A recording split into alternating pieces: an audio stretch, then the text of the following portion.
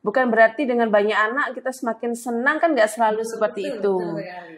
Anak juga bisa meningkatkan stres, ya. Jadi malah bagusnya tadi dibicarakan malah sebelum menikah ya. Sebelum Ya. menikah harus ngobrol dulu sama calon suaminya. Betul. Di planning ya Mbak ya, mau Ya. berapa gini-gini. Ya, juga bisa KB. Begitu. Jadi intinya adalah lebih ke informasinya, informasi dari jenis, kemudian tujuan dari KB tersebut apa, kemudian manfaatnya apa, efek sampingnya apa, jangka panjangnya bagaimana, dan masa Anggapan nih Mbak ya, bahwa kontrasepsi ini hanyalah tanggung jawab perempuan.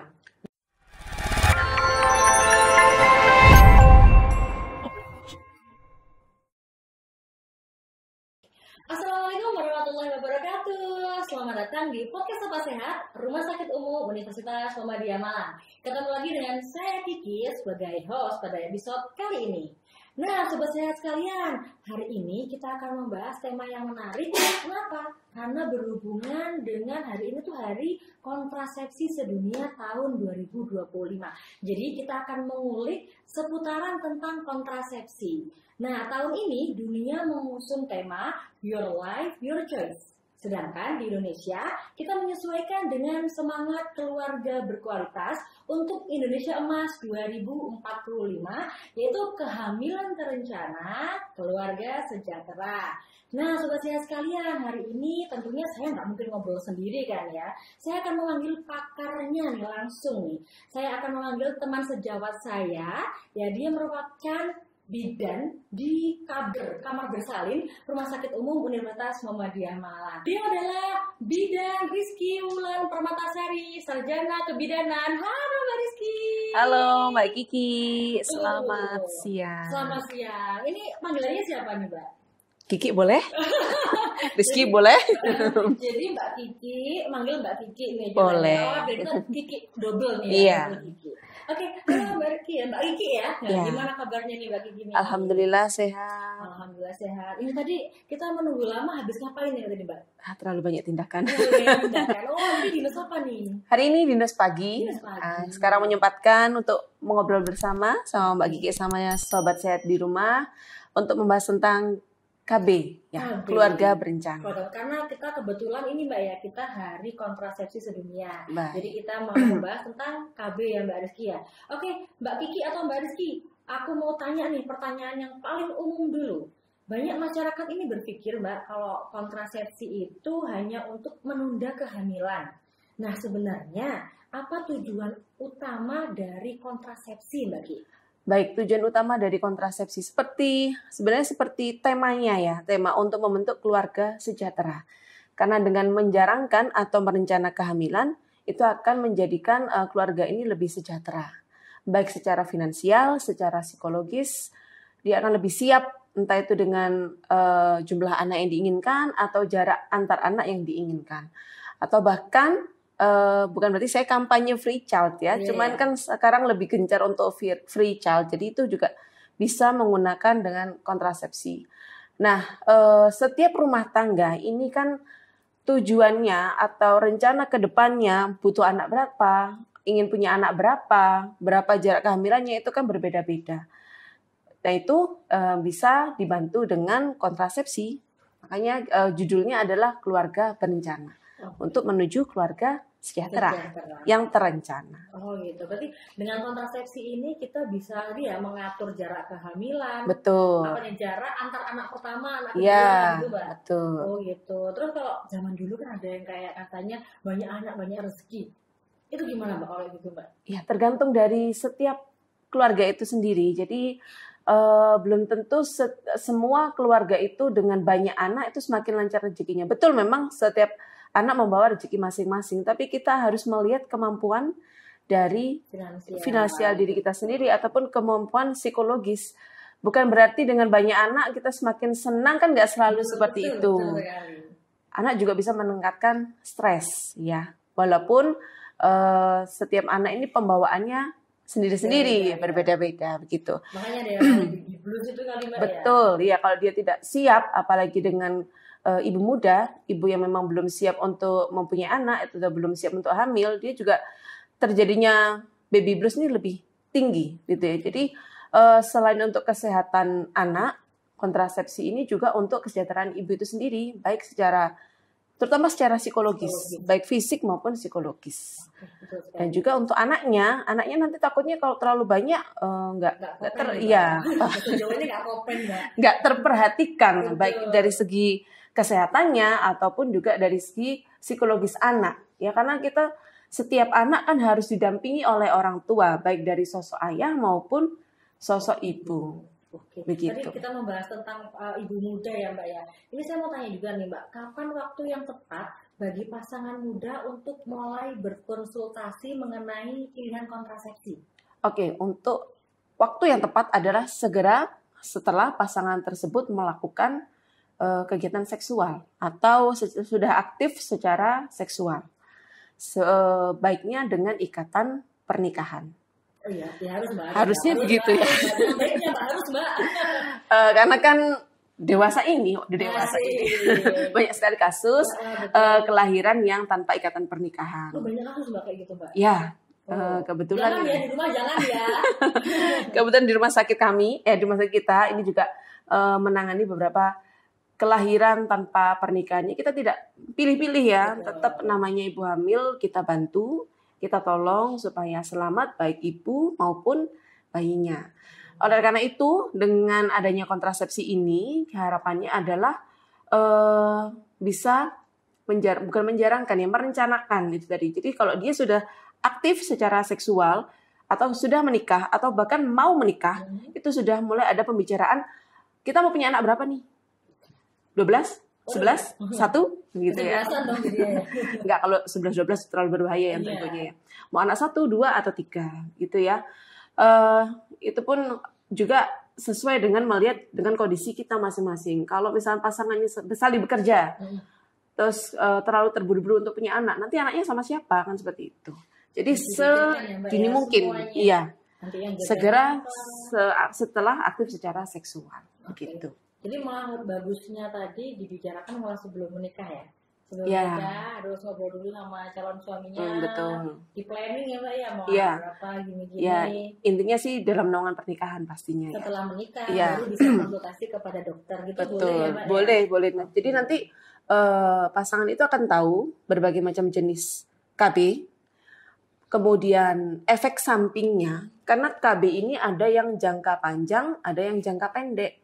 Nah, untuk pasangan muda yang hanya ingin untuk menjarangkan atau yang pada awal pernikahan lebih disarankan yang jangka pendek. Jadi segera setelah melepas KB itu diharapkan nanti bisa hamil lagi. Kemudian untuk yang sudah anaknya banyak atau memang sudah tidak menginginkan anak lagi, bisa menggunakan jangka panjang. Banyak metodenya.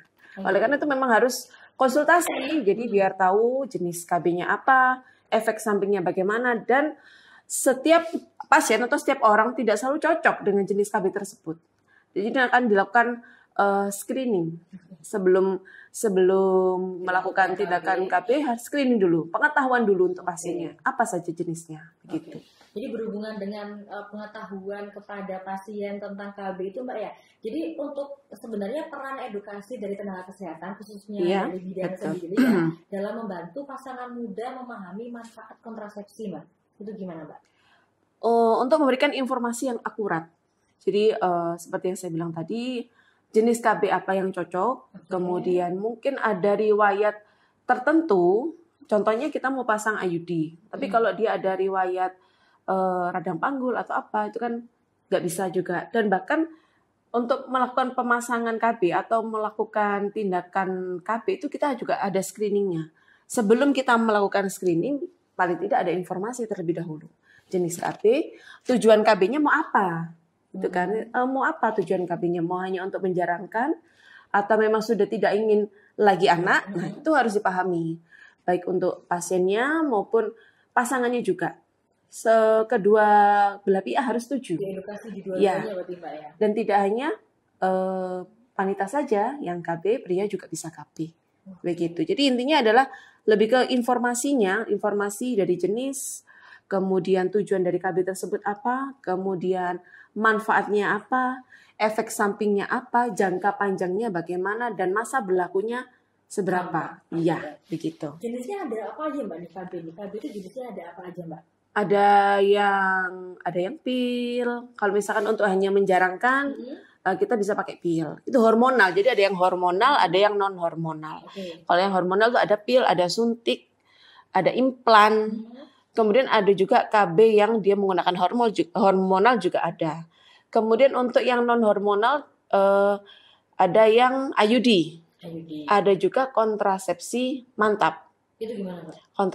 Sebentar. Untuk yang non hormonal itu selain ada IUD atau AKDR, jadi alat kontrasepsi dalam rahim, ada juga yang laki-laki biasa gunakan ada kondom. Ya, jadi biasanya untuk yang pasangan muda awal ini biasanya kondom dulu atau pil atau suntik. Tapi kalau untuk pasangan yang masih belum punya anak atau hanya ingin menunda sebentar saja, saya biasanya lebih menyarankan untuk kondom. Jadi tidak mengganggu hormonal dari pasiennya begitu loh. Jadi segera setelah melepas kondom ya segera hamil. Iya begitu. Kemudian tadi ada yang kontrasepsi mantap. Jadi kontrasepsi mantap ini ada 2, ada MOW, ada MOP. Intinya steril. Jadi metode operasi wanita dan metode operasi pria. Seperti judulnya, untuk wanita ini dilakukan pada wanita ya pastinya ya.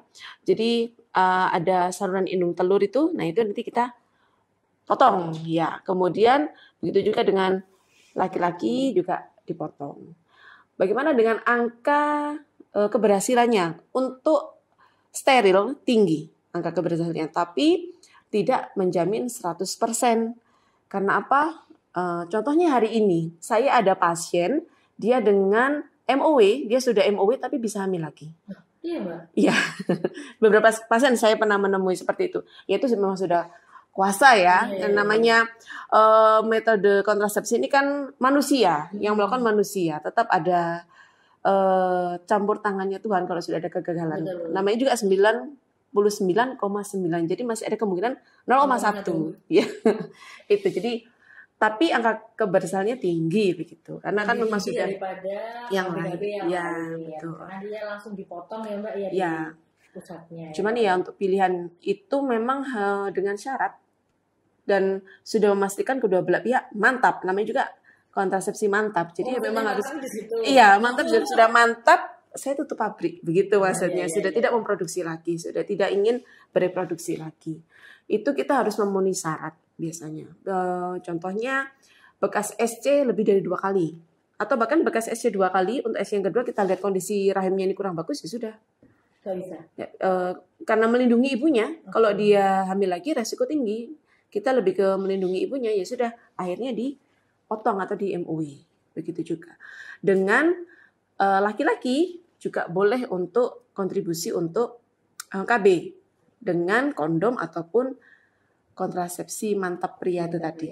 Iya, cuman jarang sekali pria yang ingin ikut serta dalam KB, begitu. Oke Mbak, wow. Kemudian Mbak Iki, apa resiko yang bisa terjadi nih jika pasangan muda itu mengabaikan perencanaan kehamilan sejak awal pernikahan? Apa yang resiko terjadi? Yaitu tadi keluarga kurang sejahtera ya. Jadi tidak semuanya keluarga itu siap dengan diberi anak. Kemudian itu secara psikologis. Kalau untuk keselamatan ibunya, terutama pada pernikahan dini atau hamil di luar nikah, biasanya anak muda kan, itu belum tentu tubuh dia itu siap untuk menerima kehamilan, terutama pada pasien yang kurang dari 20 tahun. Karena usianya kurang dari 20 tahun. Jadi organ reproduksinya pada saat itu belum siap. Untuk menerima kehamilan itu belum siap. Resikonya apa? Perdarahan. Anemi. Begitu ya. Itu untuk ke ibunya atau ke fisiknya maksud saya. Tapi untuk ke psikologisnya juga ada baby blues. Biasanya baby blues. Ke arahnya baby blues yang tidak terselamatkan ya depresi. Nanti kalau dia sudah baby blues, sudah depresi ya bahaya ke bayinya. Ya kita nggak tahu nanti ibunya bisa berbuat sesuatu ke bayinya begitu kan. Karena kan lagi musim kayak di TikTok gitu kan. Anak kecil yang udah dianiaya sama ibunya. Nah itu baby blues. Kan kasihan ya Mbak. Mungkin karena dia belum siap secara psikologis. Serem juga ya Mbak ya. Terus tadi kan Mbak Kiki sempat bilang kalau jarang seorang bapak atau laki-laki itu KB mantap yang MOP nih Mbak. Iya. Ini saya mau tanya juga nih, apakah ada anggapan nih Mbak ya, bahwa kontrasepsi ini hanyalah tanggung jawab perempuan. Nah, bagaimana nih pandangannya dari Bu dan Kiki nih terkait hal ini? Tadi kan Mbak sudah sempat nyinggung yang masalah kurangnya minat ya.